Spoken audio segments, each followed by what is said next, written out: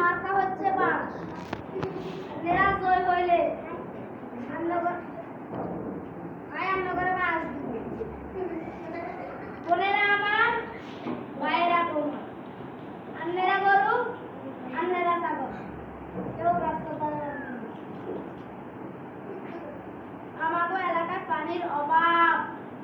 আয় জয় হইলে শুধু পানি দিতাম না, পানির বন্যায় ব্যাগের বাসায় দিবি। অন্য আসল কথায় আসে। আয় জয় হইলে এলাকার স্কুল কলেজ সব বন্ধ